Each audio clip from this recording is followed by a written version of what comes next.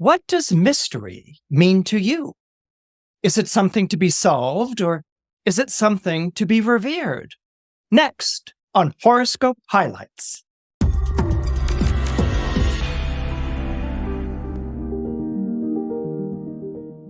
This podcast episode is sponsored by Astrology Hub's Academy.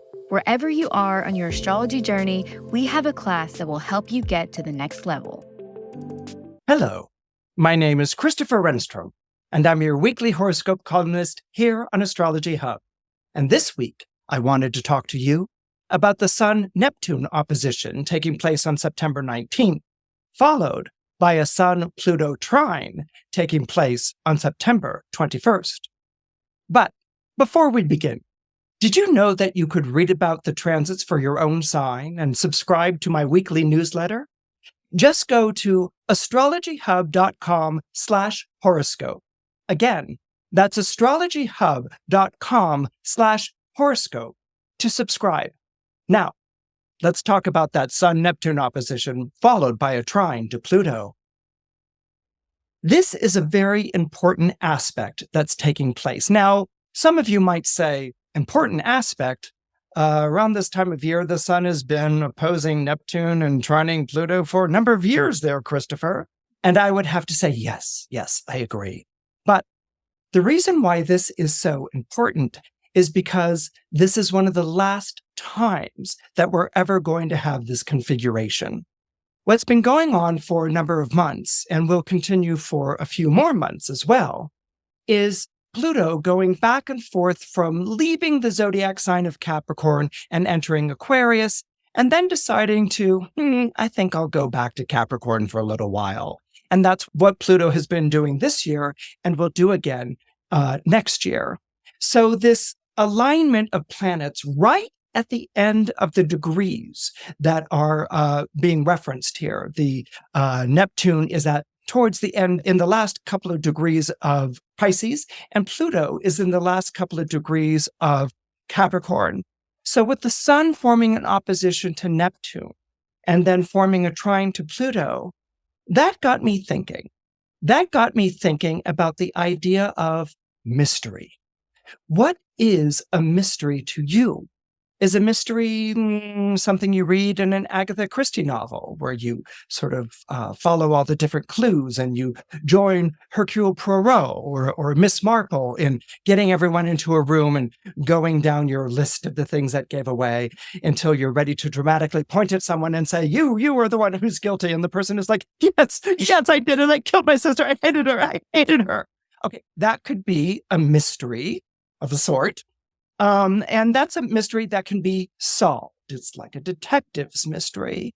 But there's another kind of mystery, and that's the mystery that is described by the planet Neptune. It's a mystery in which there is no answer. Now, it's not like when you're in religious school at a young age and you ask, why is there death or why do bad things happen? And the nun, okay, I'm giving away my religious background here. The nun says you have to put your faith in God, and that's like the answer. And it's always found terribly lacking. It's not that kind of a mystery. It's a mystery. Well, it can deal with profound ideas, absolutely. But it's a mystery that in the contemplating of it, that's the experience, okay? That's the thing that resonates. That's the thing that speaks to the soul or that moves the soul. It's not, as I said, a mystery to be exposed, but it's a mystery to be revered. It's a mystery to give a space to in your life. And it's a mystery that in just the asking or the observing of this mystery, something invisible, something inarticulate, something mysterious begins to move you. And this is where we're getting into the realm of Neptune. Now, when we have a Sun-Neptune opposition, okay, the Sun is taking sides. It's taking sides with the zodiac sign of Virgo. And Neptune is on the other side, meaning that it is 6 signs away from Virgo, or 6 months away from September in the calendar. And that, of course, we know is going to be the zodiac sign of Pisces. Virgo is a fascinating sign. I've spoken about it quite a bit, and Honestly, I don't need much prompting to speak about it again, but today I'm going to limit my remarks to the archetype, one of the archetypes, one of the deities that is connected to Virgo. When one thinks of Virgo, which is often depicted as a woman in a field surrounded by wheat, and that's in reference to Spica, the star of wheat that is right there in the center of the constellation of Virgo. One is put in mind when you're familiar with Greek mythology as a very obvious parallel, and that parallel is Demeter. Her Roman name is Ceres, and Demeter is the goddess of the grain. And Ceres, of course, the name or word Ceres, the name Ceres really, is where we get our word cereal. Okay, so grains come from Ceres, wheat growing in the fields, providing basically food that can be turned into bread, which we eat and consume. Those of us who are not gluten-free. But back in the day when no one really cared about gluten-free, and we're going back to ancient Greece, okay, bread was very, very important. It was a very important foodstuff. And so Virgo is very much about the goddess Demeter. And we see this reflected because Virgo is the zodiac sign of mothers and daughters. And we know that Demeter in the Greek pantheon, and what I mean by the Greek pantheon is Mount Olympus, where all the gods hung out and looked down upon the affairs of humanity. Every god had something that they were known for. Every god had something that identified them. Hermes was identified by his caduceus. Mars was identified by his sword. Zeus was identified by his lightning bolt. Poseidon, the trident. Hades, the three-headed dog Cerberus. The thing that identified Ceres, Demeter, if you were looking at statues or portraits of the different gods and goddesses, you would know that it was Demeter, was her child. She had a child. She had a daughter named Persephone. And this idea of mother-daughter and the bonding of mother with her daughter is something that's very integral to the zodiac sign of Virgo.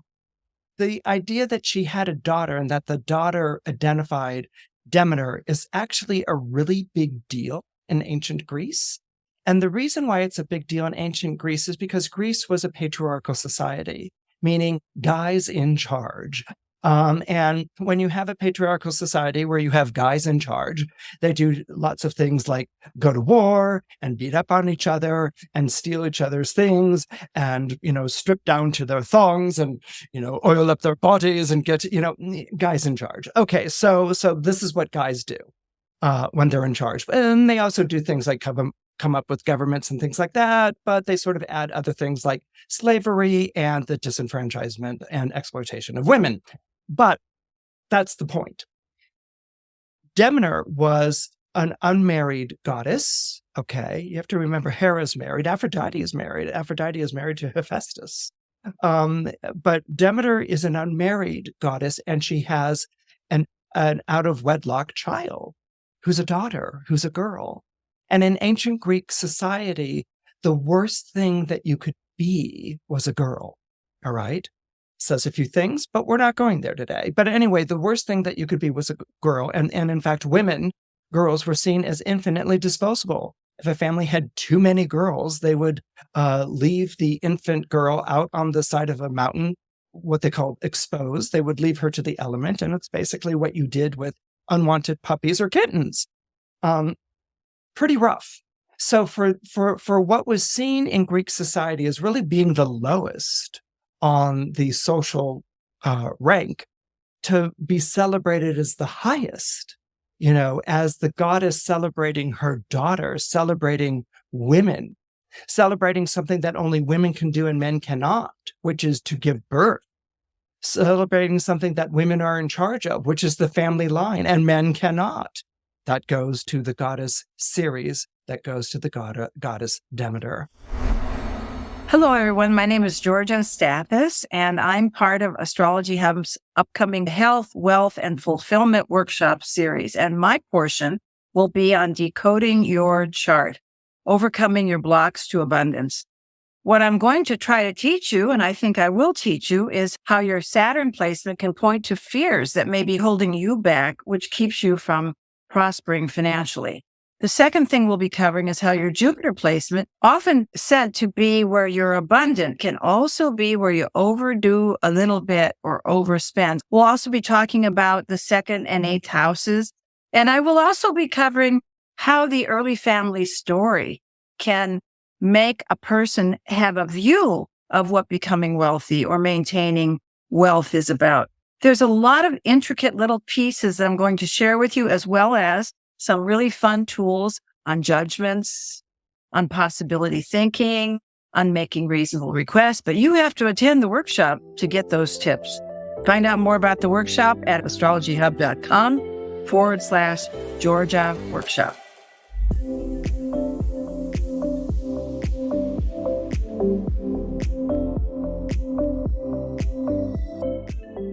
Goddess Demeter.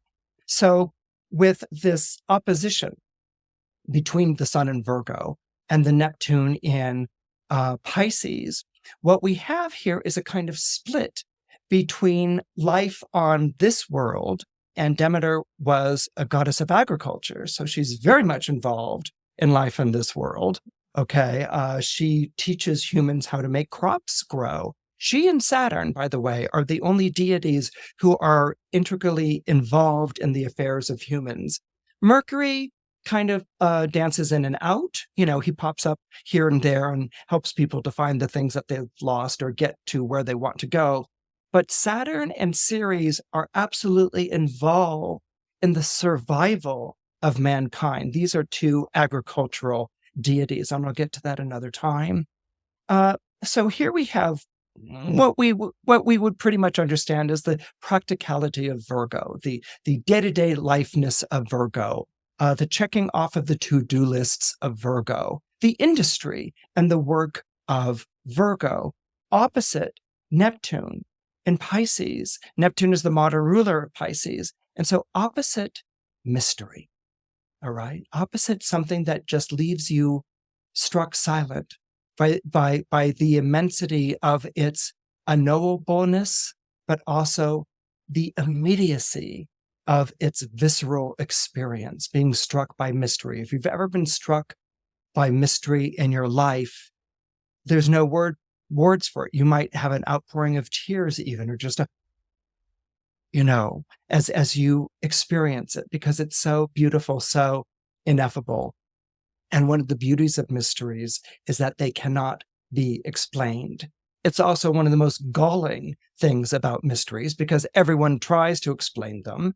And if they find out that you believe in a mystery, they'll call it superstitious, they'll call it silly, they'll call it irrational, they'll be condescending and all these sorts of things. And that comes from people who have no imagination in their lives. That comes from people who have no mystery in their lives.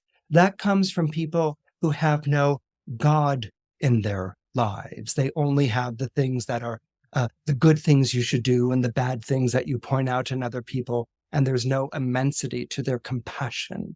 There's no depth to their experience of the divine in themselves. All right. And that's something that's relegated to Neptune. And that's something that also appears in the sign of Pisces. It's not to say that Virgos don't have this. Virgos do. Okay, they can be drawn to it. They can be mesmerized by it. This is actually something that's been acting in Virgo's life for a number of years because of Neptune's opposition. But there's a kind of uneasiness to it. Like, can I trust it? Am I going to be fooled? Am I going to be seen as gullible? Am I going to learn that there's a man behind the curtain? Okay. And am I going to be ridiculed or made fun of or made to feel the fool? This is something that Virgos actually have a great apprehension about because that actually had very high stakes earlier in our society. So here we are. We're talking about a sun opposite Neptune. We're talking about an experience of mystery, a yearning for mystery, perhaps, because it's an opposition, a sense that I want to go to that mystery place, but I don't know if I can. And what is my reaction to mystery? Am I going to be drawn to it, or am I going to be drawn to it, or and am I going to stop myself short? Am I going to say, no, I can't go there? This is almost like the quandary which is being brought up with the Sun Neptune opposition. So the idea that I wanted to share with you, well, when I thought about these planetary aspects, they reminded me of a little chapter. It's a little episode that takes place in the myth of Demeter. It's the hymn to Demeter, actually, is what it's called. And just to sort of set it up, Demeter, whose most prized love in her life was her daughter Persephone. One day she says goodbye to Persephone and her playmates, and Persephone's maybe about 12 or 13, and they go off to play in the fields, to go off and pick flowers and things like this. And if you've got any sort of passing familiarity with Greek mythology, you know that that's a bad thing. Okay, nothing good is going to happen from going gallivanting with your girlfriends and picking flowers. Something bad always happens. And so, indeed, that's indeed what happens. Demeter has sent her daughter Persephone off with her playmates to pick flowers and gallivant and tell stories and share secrets, out in the field. And she's gone about her work. And she looks up and she hears the sobbing, these cries, these squeals of panic. And she looks up and turns around, and the playmates have returned from the fields, and they're full of tears, and they're incredibly frightened, and they're very panicky, and they've turned to her, and they don't know what to say. And Demeter is like, "Well, what is it, my child? What is it?" And they're like, and she's like, "Has something happened?" And then she's like, "Where's Persephone? Where's my daughter Persephone?" And they're like, "That's butterflies." And she's like, "What happened?" She's like, "We were out in the fields picking flowers, and Persephone saw an especially beautiful flower, a very dark flower, and she picked it, and then suddenly the earth opened up." And she was like, "What?" The earth opened up, and everything was full of a black cloud, and just we don't know what's happened. She's vanished. Help us. And she's like, you stay here. You calm yourselves. Here, have something to drink. Have some barley mead or something like that. But have something to drink to calm yourselves, and I'll go out and find out what happened. And so she was like, "Where were you picking?" "Yonder meadow." And so Demeter heads off to yonder meadow. I don't know what is yonder meadow. So she heads off to yonder meadow, and she's like, Persephone. And we all know that feeling of something or someone being lost. Many of us might know it with a dog or a cat we call out, but some of us might have had the horrible experience, the experience of losing a child, in which you go out into this familiar territory, you call out, and there is nothing but silence. You look around, and everything that was familiar about your life has been transformed into a foreign country.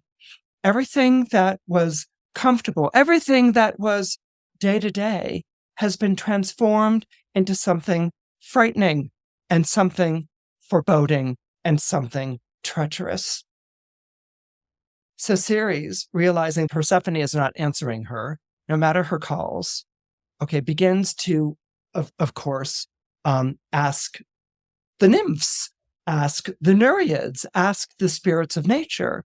And no one's seen it. I mean, there were references to a dark cloud suddenly, but no one's seen it, and they don't know where she is. So Demeter is like, okay, I'm going to have to take this up a little bit more.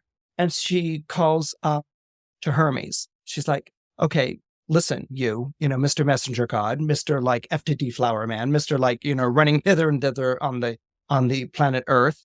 Do you know what happened to my daughter Persephone? And Hermes is like, something happened to Persephone? And she's like, yes, she's gone missing. And he's like, whoa, gone missing. And she's like, yeah. Where is she? And he's like, I haven't seen anything. Really? No, I haven't, honestly. Huh.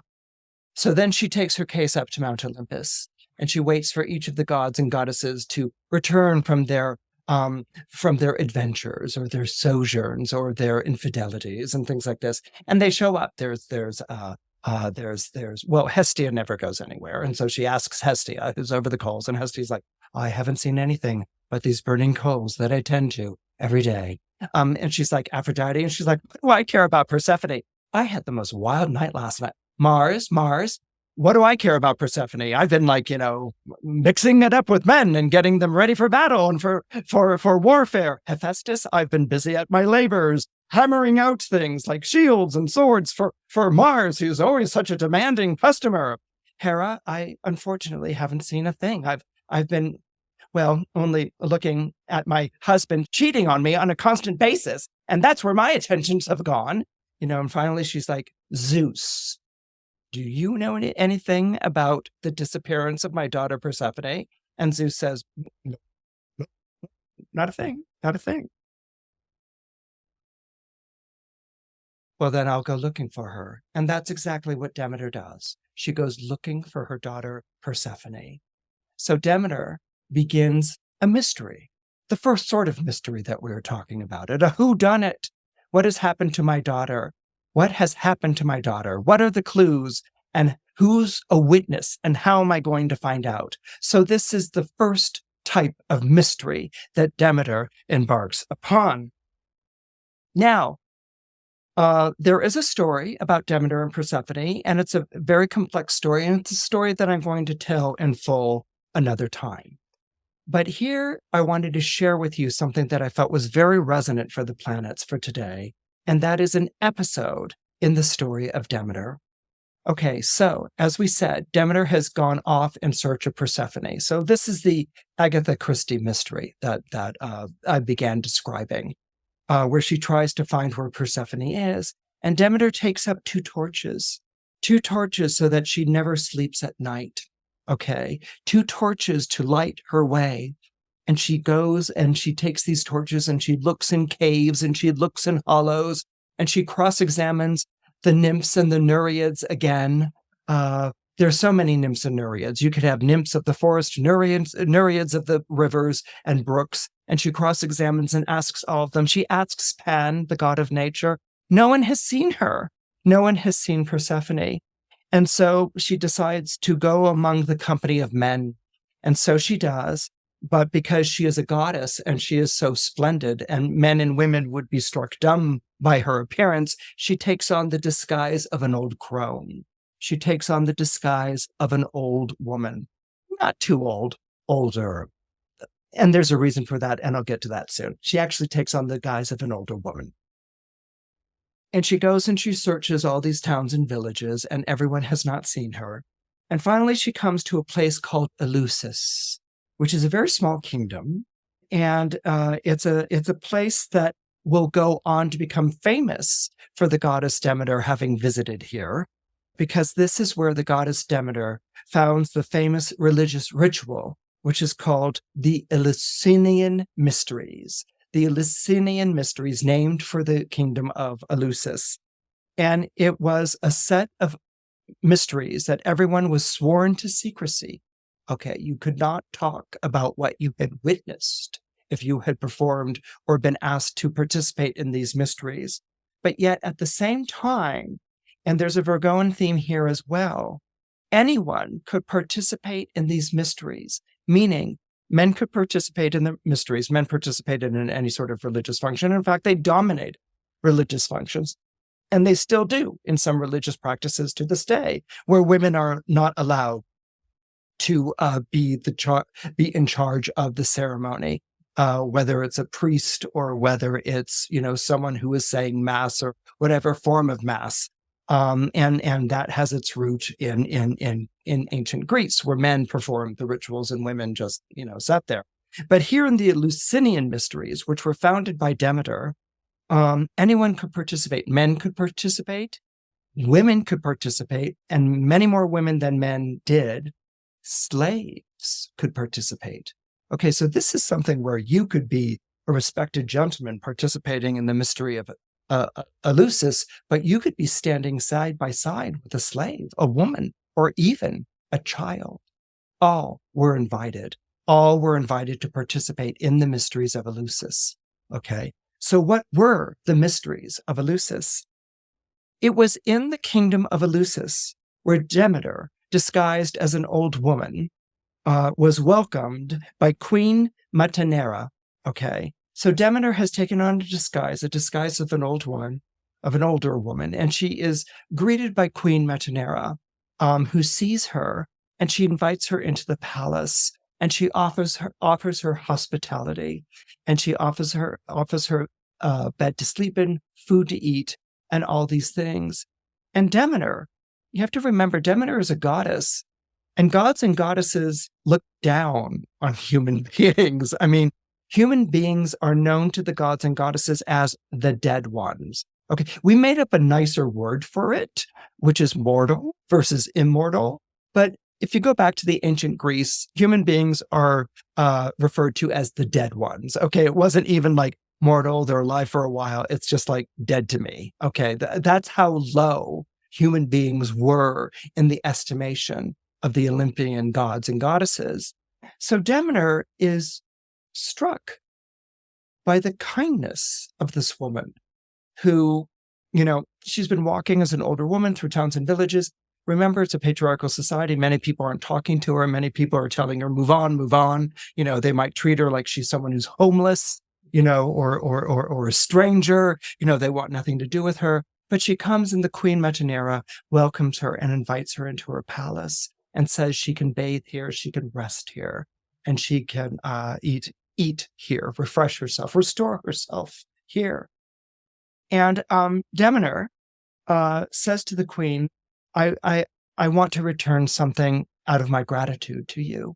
And the queen is like, you really don't need to. You're welcome here. Rest. And she's like, I will rest, and I will bathe, and I will feed myself. But I also really do want to return the favor that you have done me. And Metaneira is okay. And she's like, is there anything I can do for you? Here, the Virgo, is there any way I can serve you? Virgo is the zodiac sign of work, health, and service. So she says, is there anything I can do to serve you?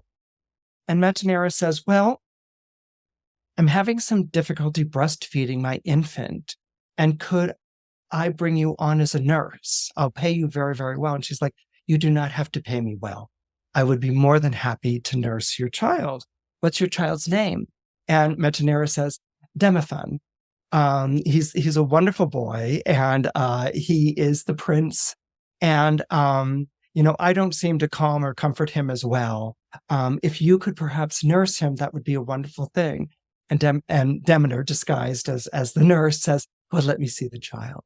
And she sees the child, and she smiles over the child.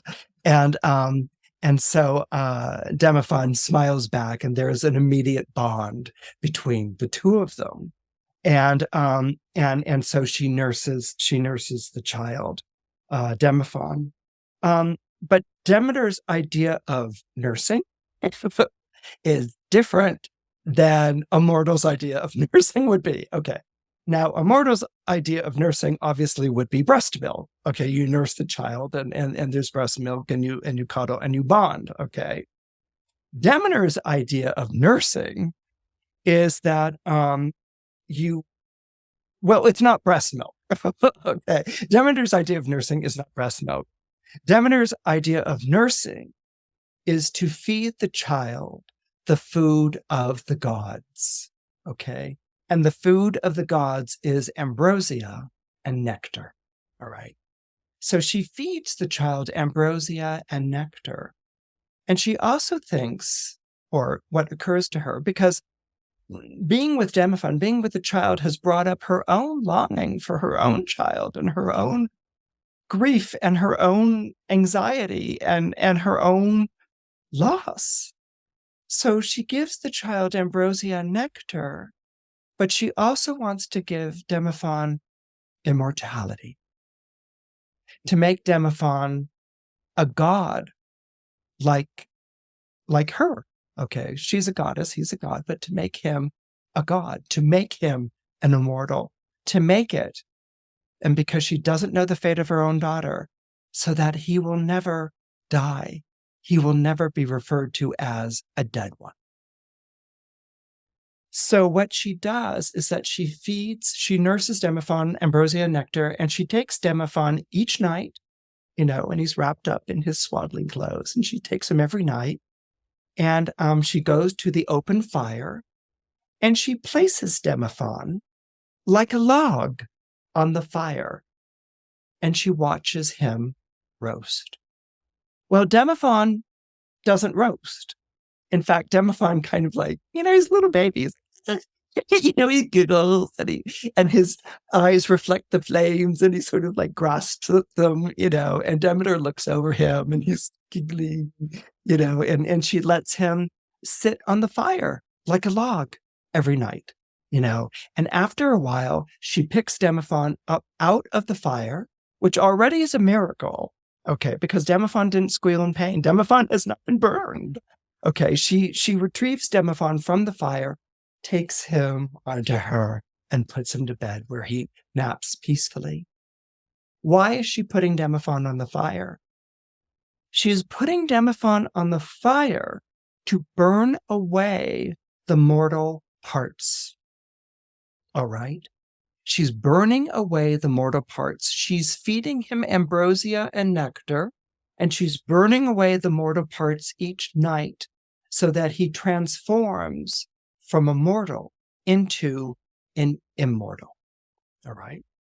So Demeter does this every night, and this goes on for a couple of weeks until one of the queen's handmaidens who's coming in to check in on Demophon sees this taking place, and goes and tells the queen. And she wakes up the queen, and the queen is, what is it, handmaid? And the handmaid, nameless handmaid, says, the nurse is putting Demophon in the fire, and I fear for his life. And she's like, she's what? She's putting him in the fire, and I fear for his life. Show me the way. And so she races, and the queen watches Demeter. She's already placed Demophon in the fire, and she's kind of waving and chuckling, and Demophon's like, back from the flames, and she's like, you little boo boy. He's like, I'm a little boo, and things like this. And the queen is like, what are you doing? What are you doing? And she races towards the fire, and she picks Demophon out of the fire. And even then, part of the cloak, part of the arm, not the cloak, but the arm of the queen is burned, and she reels from the fire and holds her baby. And she's like, what are you doing for me? Sweet. And Demeter is like, get out of your sight. And the queen is like, yes, you this creature.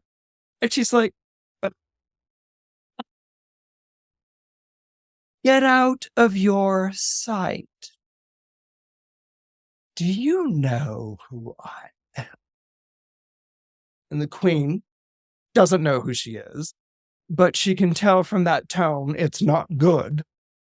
But she holds her baby close, and she's like, who are you? She is like, and Demeter's like, I am Demeter. And off peels away the face that she was wearing. But Demeter also holds it down a bit, because if she were to show her true splendor, it would destroy the queen and her baby. So she kind of finds a medium light, a medium transfer of appearance, transformation. And she says, I am Demeter, goddess of the wheat and the barley. And the queen is like, oh, my goddess. And she's like, exactly. Me, get out of your sight. What a joke. And she's like, I apologize. I'm so sorry. I'm so very, very sorry. Is there anything I can do? Is there anything you can do? There is nothing you can do. You have insulted me. And she's like, oh, I'll do anything. The handmaids have left. Okay, they're like, oh my God, the queen's in trouble. There's a goddess. We're leaving. Okay, the handmaids have left, but maybe they're in earshot. They still want to hear what happens. Okay, and the queen falls before her, and she says, I beg your forgiveness, please, please. And Demeter looks at the queen, and she sees her crying out, but even in her supplicants, even in her, mortifying herself, she still holds the child close to her. And Demeter sees that, and her resolve, her anger, her ire softens. And so she says to the queen, "You have interrupted a most sacred rite." And the queen's like, I did? Oh, what rite was that? And she's like, "I was in the process of turning your child into an immortal. Isn't that something you would have wanted?" And the queen is like, yes, absolutely. Can you? And she's like, no, you have interrupted the process. The process cannot be picked up again after a pause. He will not be immortal. He was almost immortal, but now he cannot be immortal, and he is susceptible to death. That is your mother's love. That is what your mother's protection has won him. And the queen is like, I am so sorry. I am so sorry. But Demeter, looking at the queen, much like we might look at a buzzing bee or insect, wondering if it's in a plight or in distress, vaguely, from our superior place in size and immensity and domination of the world, Demeter looks at her and she says, and she says, I think I know what you feel. And the mother's like, what? And she's like, you call it grief. Am I correct? And the queen says, yes, it's grief. And she said, you're feeling grief because your child is now susceptible to death. She's like, yes, but I also have my child. And Demeter's like, you do have your child. And she's like, yes, and I wanted to protect my child from something you didn't understand. Am I correct? She's like, mm-hmm. And so Demeter says, I want you to do something for me. And the queen says, yes, absolutely. Because Demeter is moved by the queen's grief, the queen's protection, the queen's love of her child, all things that Demeter understands from her love of her child. And Demeter says to the queen, I want you to build something in my honor. And the queen says, yes, what? Please, tell me. At this point, the handmaidens have gathered, and gotten behind their queen, and also are in gestures of obedience to the great goddess. And she said, I want you to build me a temple. I want you to build me a temple which will create a place where I can teach you mortals my secret rituals. And the queen is like, yes, of course. And she said, upon the completion of this temple, I will tell you what the next step is. So the queen immediately orders that a temple be built. And a gorgeous temple is built at Eleusis for the goddess Demeter. And at that point, Demeter goes into the temple and she shuts herself up inside. And when she shuts herself up inside, she allows not a seed to grow on earth until she sees her daughter again. So the temple becomes a place where Demeter shuts herself up inside, removes herself from the company of mortals, but she also removes herself from the company of immortals, resolved that nothing will grow on earth until she sees her daughter again. And that, of course, is the rest of the story of the abduction of Persephone and the things that result from that. But the reason I'm stopping and really focusing on the mysteries of Eleusis, the origin of the mysteries of Eleusis, something that bonds a goddess to a human through the feeling of maternity, through the feeling of a child's love. Okay, this is a goddess who celebrates her child, the love of her child. She meets a queen who messes up the immortality of her child, and so it cannot be redone. It has been undone. Her child dies, actually a young death. But what she sees in that, what Demeter sees in that, and what she's moved by that, is the grief, the loneliness, the hurt, the pain, and through all of that, not a distancing, not a I cannot let myself feel that pain, so I'll treat things distant. She doesn't see a distancing. She sees a holding of the child and a protectiveness and a love of the child. And this is what moves Demeter. This is what moves Demeter to do something that no other god or goddess does in the entire history of Olympus. What she does is that she teaches her mystery, and her mystery is the mystery of life and death. Now, much of ancient literature refers to the Homeric hymn to Demeter, which is an episode that I've been sharing with you. The plays of Sophocles and Euripides talk about it, as well as Aristotle and Parnassus. Indeed, the Greek lyric poet Pindar once wrote, "Happy is he who sees this mystery before descending underground. He knows the end of life. He also knows its beginning." And I want you to hear those words again. Happy is he or she, and remember it was more she's than he's. Happy is he who sees this mystery before descending underground. He knows the end of life. He also knows its beginning. Those initiated into the Eleusinian Mysteries enjoyed an unwavering happiness when it came to the approach of their final days, while others, those who were uninitiated, had only misery, and after death, a murky dark.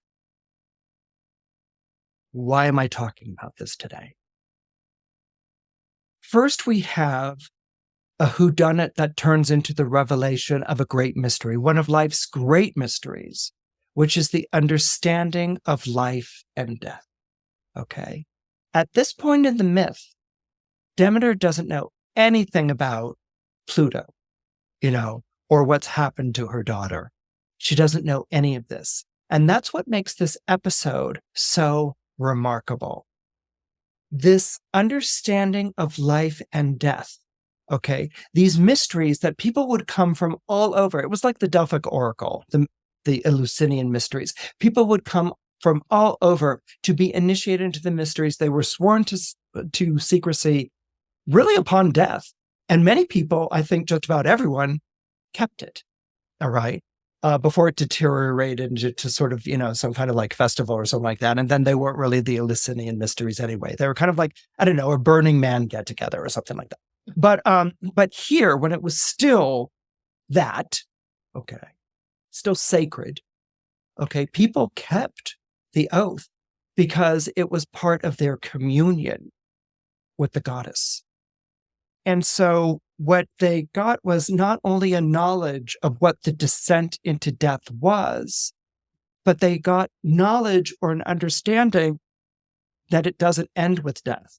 We all know Hamlet's phrase, the undiscovered country, whose bourne no traveler returns. That appears in Hamlet's To Be or Not to Be speech when he talks about death or what lies on the other side of death. And he describes it as an undiscovered country, whose bourne no traveler returns. Born means destination, but it's obviously a play on the word born, to be born. And it kind of hints or asks the question of rebirth. And these are all gathered together here. Now, we can take some educated guesses about the mystery, and what it's talking about. An educated guess, my particular guess, would be that Demeter is goddess of agriculture and the crops, and what she's teaching is basically seeds. A plant bears its crop, it flowers, it goes to seed, and from those seeds, they return to the earth. And next spring, out of the earth, those seeds bring life and they flower again. Reincarnation. Greeks, I'm not quite sure about that, although there was some Orphic mysteries played around, definitely, with the idea of reincarnation. But I'm not quite sure they're going to go so far as to say reincarnation, but there is something about the wheel of life and death and of the idea of a return, that when you die, you just don't die, that there is a sort of coming back. Okay. And this is kind of inferred. All agricultural societies on Earth, societies in which agriculture was the mainstay of how the civilization lived, have some form or version of reincarnation. That's really where it appears, and it's mirroring the agriculture cycle, that you flower, you die, but your seed comes back, and so you continue. Nowadays, we'd say, our species continues through reproduction, but other societies went more. They were talking about the seed you carried within, and that is where we hit or talk about or address Pluto. Pluto is a planet named after the god of the underworld, where things were buried, like corpses or civilization or precious metals. And in fact, Pluto means wealth, and its reference is to precious metals, gold, silver, precious metals, oil. But the original idea of Pluto was grain, okay? Because from grain you you made bread, basic food stuff, and we still referred to daily bread as either nurturing, or some of us still, if we remember the 70s, know that bread meant money. Okay, so the association of Pluto, grain, and money is there. But what goes on in this episode with the introduction of the Eleusinian Mysteries is that Demeter herself is in charge of this agricultural cycle. She doesn't need a mate or a counterpart.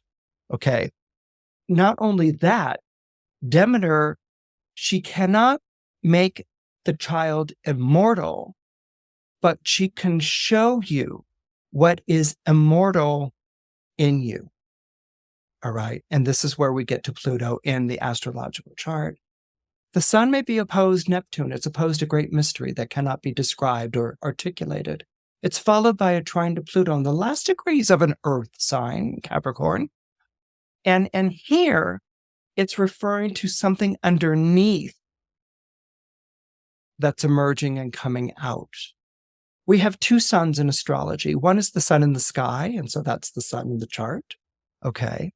And then we have the dark sun, and that is Pluto, because the dark sun refers to the molten core of the earth, which approximates, I think, is about the same temperature as the sun. Okay. And so there's an inner sun, which is inside our globe, and then there's an outer sun. And again, when something is planted in the soil, when the seasons change, when spring comes around, it knows instinctively. Can we say a seed knows instinctively? It's responding to something where it snakes through the darkness and pops up through the soil as a sprout, and it lives again. All right. This is connected to the mystery, and it's connected to Pluto. So the image that I also want to talk about is the image of, I don't know if you can see it behind me, the child in the fire. There you see Demeter, sort of tending the fire, tending the flames as the child's like there in the fire. It's from a wonderful illustration. Pluto is the planet of ordeals and the transformations that arise from them. It talks about the descent down into the underworld. Or if you're familiar with alchemical imagery, it's the salamander in the fire, okay? The thing that burns away, okay? Thing that burns away the dross, okay? Or what Demeter would refer to as the mortal parts. For those of us who have been experiencing Pluto in Capricorn as a very powerful transit, okay? That's anyone born under the sign of Capricorn. It's also going to be anyone born under the cardinal signs, Aries, Cancer, Libra, the signs that square. And it's also going to be the earth signs, the other earth signs, Taurus and Virgo. Okay, there's been this years long, since 2009, transformation arising from an ordeal that began in 2009, and now we're coming to the end of it. And it's promising rebirth. For many of you, you've probably already experienced like, oh, wow, my life really is reborn, And for those of you, you may still be in the last stages of that delivery, okay? Particularly if you're born in the last degrees of Aries, Cancer, Libra, and Capricorn. And so you're snaking through that darkness, but you know you're responding to something that's going to get you to break through the light. You're at the last stages of the burning away of your mortal parts.